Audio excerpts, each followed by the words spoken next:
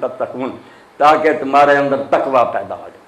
تقوی کیا کہ خطرات سے بچنا، نقصان دہ شہر سے بچ کر چلتے رہنا۔ راستے میں بڑے خطرات ہیں، گمراہی کے امکان ہیں، کھڈے ہیں، گاڑی کو بچا کر لے جانا، گناہوں سے پرہیز کر کے خطرات سے بچ کر لنگ جانا، جس کو علامہ اقبال رحمۃ اللہ نے بڑے پیارے انداز میں کہا، زندگی کی راہ پہ چل لیکن ذرا بچ کے چل، یوں سمجھ لے کوئی مینا خانہ بارے دوش ہے۔ کندھوں پر شیشوں کا جیسے ٹوکرا ہوتا نا، آدمی آوارگی نہیں کر سکتا، بڑی احتیاط سے چلتا۔ زندگی کا سفر کرو، ترقی کرو، آسمانوں تک پہنچو، دین کو کے طرح نہیں، مگر بچ غلط راستوں سے بچنا، تباہی میں نہ کہیں مبتلا ہو جائے۔ تو پہلا تو اللہ تعالیٰ نے کہا کہ جو روزہ اس لیے فرض کیا گیا کہ 30 یا 29 دن جب تم صبح سے شام تک یہ ٹریننگ لوگے کہ اللہ دیکھتا ہے، قیامت کا دن ہے، اسی لیے تنہائی پہ بھی نہیں کھاتا، بھوک لگی ہوئی ہے، ٹھنڈا پانی موجود ہے، ایک قطرہ نہیں چھوتا، ہزاروں روپیہ کو دے قطع نہیں، اذان نہیں ہوئی، اتنا تقویٰ پیدا ہوتا کہ نہیں میں نے پرہیز کرنا، غلط کام نہیں کرنا۔ اور آپ یقین جانے بیٹا، کبھی ایسی ایک بات ہی کسی غیر مسلم کو اسلام میں لے آتی۔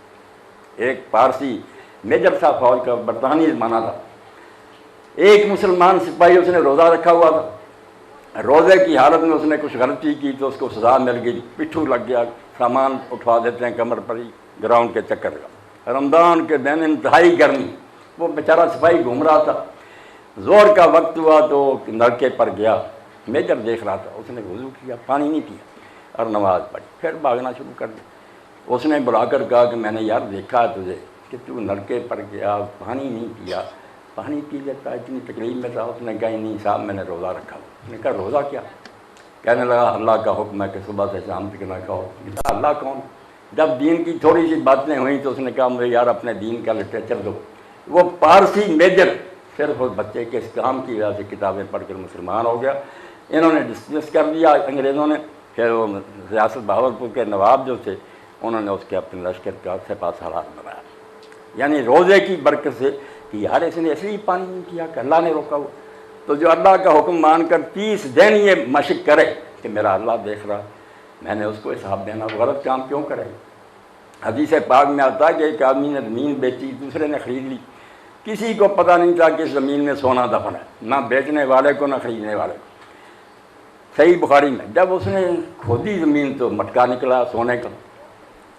وہ پہلے آدمی کے پاس گیا جس کو تقویٰ کہتے ہیں، جس کو اب دنیا ترس گئی، جو بہت پڑھ گئے، ڈگری ہولڈرز ہیں مگر کرپٹ، کوئی چارہ نہیں، بڑے بڑے افسر ہیں، چیئرمین ہیں مگر ڈاکو، یہ علم ان کو نیک نہیں بنا سکا، مگر وہ ان پڑھوں کی بات سنیں جن کے اندر تقویٰ۔ پہلے سے اس نے جا کر کہا کہ میں نے آپ سے زمین خریدی تھی، سونا نہیں خریدا، اس لیے سونا نکلا یہ آپ کا۔ اس نے کہا یار جب میں نے بیچا تھا مجھے کیا پتا تھا اس میں سونا، میں نے زمین نہیں بیچ دی تھی، سونا بھی آپ کی کسی۔ جب یہ جھگڑا ہوا تو انہوں نے ایک آدمی کو ثالث مقرر کیا کہ ہمارا فیصلہ کرو۔ اس نے بات سن کر کہا یار اتنے نیک ہیں۔ اس نے کہا تمہاری کوئی بیٹی بیٹا ہے؟ ایک کا بیٹا تھا دوسرے کی بیٹی تھی، انہوں نے کہا تم دونوں کو آپس میں رشتہ کرنا، ایسے نہیں کرو کہ آپس میں تعلق ہونا چاہیے۔ یہ وہ برکت ہے جو دین کی وجہ سے آدمی میں پیدا ہوتی ہے۔ وہ کہیں بیٹھا ہو دیکھتا ہے کہ میرا رب مجھے دیکھ رہا، وہ غلط کام نہیں کرتا۔ اس لیے روزے کے بارے میں فرمایا کہ روزہ اس لیے مقرر کیا ہے کہ تم برائی سے بچنا سیکھ جاؤ۔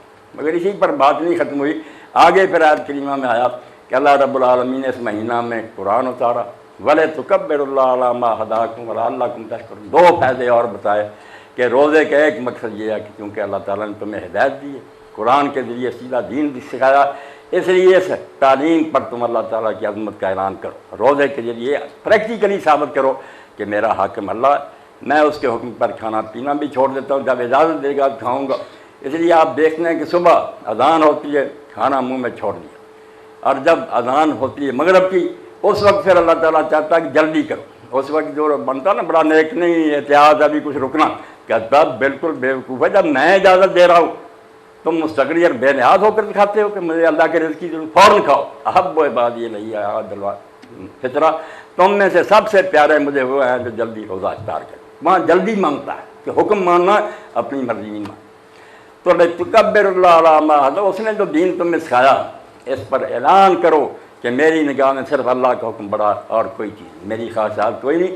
اور ساتھ ہی فرمایا وَلَعَلَّكُمْ تَشْكُرُونَ، روزے کے ذریعے تمہارے اندر شکر کا جذبہ نشو و نما ہے۔ شکر دو طرح کا، اللہ کا بھی شکر ہے کہ اس نے قرآن جیسی کتاب دی، اب اس کا شکر تو یہ ہے کہ قرآن پڑھیں، اس کا علم سیکھیں اور اس پر عمل کریں۔ اس سے بڑی بے قدری نعمت کی نہیں ہوتی کہ ہم کسی چیز کو آپ کو کسی نے دی کہ اس سے فائدہ اٹھاؤ، آپ اس کو اینٹ کی طرح رکھ چھوڑ دیں، کتاب بھی پڑھی نہیں، سراہنا اینٹ رکھ لی، بے قدری ہے اس نعمت۔ تو قرآن جیسی نعمت جو ملی ہے اس مہینہ میں زیادہ ختم کرنے کی ضرورت نہیں۔ جو لوگ کہتے ہیں نا قرآن ختم کرو، مہینے کہیں نہیں آیا، اس مہینے میں قرآن ختم کرنے میں کوئی سنت نہیں۔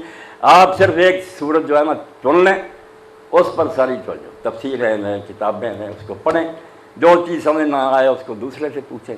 ایک سورت بھی آپ نے مکمل سیکھ لی نا، حق ادا کیا اللہ کی کتاب۔